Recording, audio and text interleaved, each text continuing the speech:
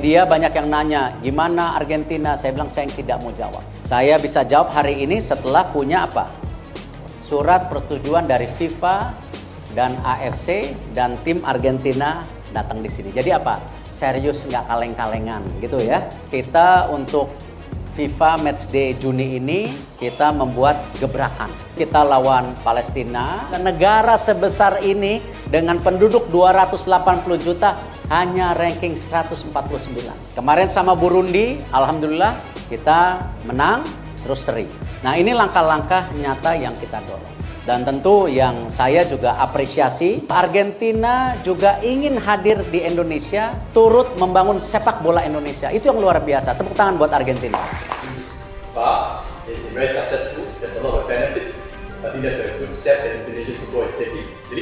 So there are also certain decisions that can only be made by VAR, like go or no go, and offside, second identity, and also direct offenses. One of the issues for this, I think, is Wi-Fi, right? All stadiums must be able to have Wi-Fi. So, say if we implement VAR, but somehow during the match, the Wi-Fi is not running, what happened to the game? We have certain protocols when Wi-Fi is not working. The game should be stopped. So I think Wi-Fi is a key. salah cari ketua umum sih, ketua umumnya mikirnya udah ke ujung sana.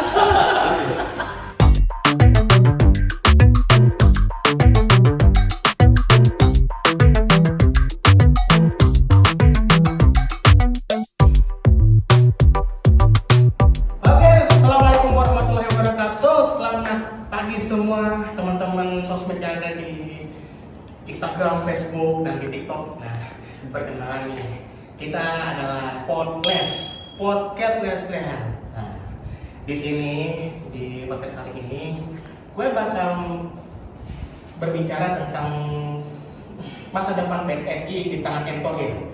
Nah, sebelumnya perkenalkan diri dulu, namanya siapa? Nama saya Rudi dan Hai guys, perkenalkan nama gue Randy Suryawijaya. Halo, nama gue Anggi Wahyu. Dan terakhir nama gue Leonardo Pasega. Oke, nggak perlu banyak-banyak, nggak perlu basa-basi. Kita akan bicarakan tentang masa depan PSSI sepak bola Indonesia di tangan Pak Erick Thohir. Nah sampai sini kita akan bicarakan tentang perencanaan FIFA Matchday Indonesia versus Argentina. Nah, tanggapannya gimana? menurut gua sih bagus ya, karena Erick Thohir selama jadi ketua PSSI ini baru beberapa bulan, bisa dihitung itu tuh udah bisa mengadakan FIFA Matchday melawan salah satu timnas terbaik di dunia, yaitu Argentina. Terlebih bisa diajak main di Jakarta gitu. Asik. Ini kira-kira berapa miliaran, berapa biaya untuk untuk melawan Argentina? Berapa kisarannya menurut Bang Surya sama Bang Anggi? Sebelumnya kalau untuk PSSI atau bola pun gue kurang ngikutin. Makanya di sini gue coba mau nyimak dari kalian, karena kalian yang lebih suka bola. Jadi seimbang ya, biar ada yang ngikutin. Mungkin kalau biaya untuk pertandingan matchday antara Indonesia dengan Argentina sih pasti butuh uang banyak dan butuh sponsor banyak. Cuman yang gua mau tanggapin dari sini adalah tentang bagaimana Erick Thohir ngasih suasana baru di PSSI lah. Yang kita tahu PSSI itu bobrok banget. Ya, masalahnya banyak korupsinya, politiknya banyak ada, ya. mafianya, belum kualitas Liga Indonesia kita yang ya masih mungkin di bawah Malaysia, Thailand lah. Ya kan, banyak harapan sih, orang-orang naruh harapan gitu ya. Di tangan Erick Thohir nih pasti sepak bola Indonesia bakal Lebih maju lebih baik lagi. Ada entertainnya dapat, olahraganya dapat, Iya. prestasinya dapat. Ya kan? Mungkin Bang Laude mau nanggepin. Nah, kita mau tanggapin soal selain di FIFA Matchday Indonesia versus Argentina rencananya. Nah, ada salah satu nih, no gossip. PSSI mau pakai VAR di Liga 1 2023-2024. Nah, bagaimana nih tanggapannya nih semua? Pertama Bang Rudi. Tanggapan saya ya setuju sih, PSSI melakukan perubahan yang signifikan signifikan termasuk dari VAR itu tersendiri. Bagi saya Erick Thohir udah teruji sih, soalnya pengalaman dia sudah nggak bisa diragukan lagi di dunia olahraga, yaitu sepak bola. Dia juga bekas pemilik DC United, pasti dia tahu betul dengan seluk-beluk sepak bola, terutama di Indonesia. Nah, untuk teman-teman nih, ada beberapa biaya dan juga pemahaman teknologi buat wasit-wasit yang istilahnya gaptek nih ya. Nah, bagaimana tanggapan Mbak Anggi untuk bisa mempelajari semua wasit-wasit yang gaptek itu tentang VAR? Oke. Satu VAR kan memang nggak mudah ya kan. Iya, harus nggak ada trainingnya dulu, wasitnya, perangkat liganya ya kan. Banyak aspek lah. Yang saya takutkan adalah kalau Pak, ini dana nggak besar, butuh miliaran. Takutnya ada permainan lagi ya kan, takutnya dikorupsi apalah segala macam. Nah, yang jadi poin kita adalah pengawasan, meminta konsistensi PSSI dalam menegakkan VAR tersebut. Nah, dan ada juga nih selain di VAR Liga 1 nih bakal diadain musim depan 2023-2024. Nah, selanjutnya untuk wasit berkualitas. Nah, ada juga wasit berkualitas. Lagi bobrok-bobroknya waktu itu di Liga 1, bukan hanya Liga 1 doang, Liga Indonesia juga sebelum di tangan Erick Thohir. Nah, bagaimana teman-teman sendiri untuk wasit-wasit yang berkualitas tuh harus seperti apa di Liga Indonesia? Pertama sih harus lisensinya sesuai dengan standar FIFA ya kan. Ya, betul seperti Ya kan? Nah, Atau melibatkan wasit asing, wasit dari luar. Mungkin Liga 1 tuh wasit yang dari luar. berpengalaman.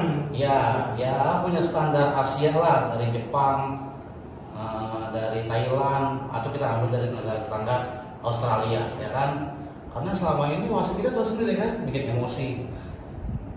Banyak peraturan keputusan-keputusan yang nggak sesuai dengan peraturan ya. Ada peraturan, belum ada pembinaan dari itu. Ya, pembinaannya juga kurang. Mungkin butuh juga biaya gaji wasit ditambah lagi, mungkin agar kinerja mereka lebih berkualitas ya. Berkualitas, Itu aja sih. Oke, ini dari poin-poin sebelumnya nih, apa kesimpulannya di balik Erick Thohir? Nah, sebagai ketua umum PSSI, apa kesimpulan poin-poin utamanya, terutama Bang Rudi dulu. Selain VAR, Indonesia versus Argentina sama wasit-wasit yang berkualitas. Saya optimis dengan adanya hadirnya Erick Thohir di dunia, di himpunan di PSSI itu, terutama pengalaman dia, terus wawasan dia, relasi dia juga di dunia sudah tidak diragukan lagi ya. Soalnya pernah juga kan nggak di band itu PSSI bisa ditangani nama Erick Thohir, jadi tidak jadi di band, itu udah terbukti. Jadi sanksi ya penting. Jadi saya lebih percaya dengan Erick Thohir di PSSI. Nah, terus untuk Bang Rudi, apa kesimpulannya di balik masa depannya sepak bola? Harapannya juga di tangan Erick nih. Saat ini sebagai awam ya, saya pun nggak begitu ngerti tentang bola. Tapi secara sekilas saja, Pak Erick Thohir kan memang udah ahlinya lah. Dia kan tadi seperti yang dibilang punya klub bola sebelumnya ya. Inter Milan sama di sini Dia mengelola lah. Harusnya sih di tangan dia sepak bola di Indonesia lebih maju lagi. Gitu. Terus Pak Anggi gimana? Ya harapannya sih sepak bola Indonesia maju berkembang, ya kan. Kita udah kangen banget namanya prestasi juara gitu. Minimal kita punya juara di ASEAN dulu lah, di AFF Cup kan, sama kualitas liganya juga. Yang terpenting adalah tidak ada pihak-pihak yang bermain politik di PSSI.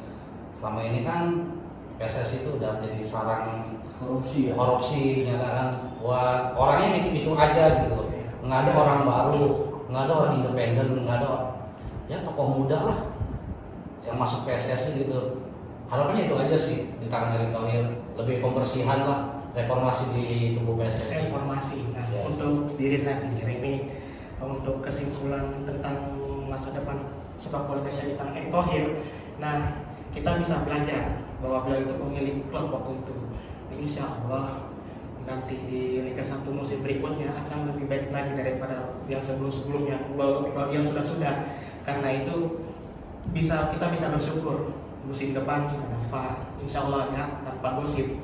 Dan di sini juga ya, mohon maaf bila ada salah-salah kata dari kami. Ya, sampai jumpa di podcast berikutnya, di podcast Lesehan. Ya, sampai jumpa lagi. Dah.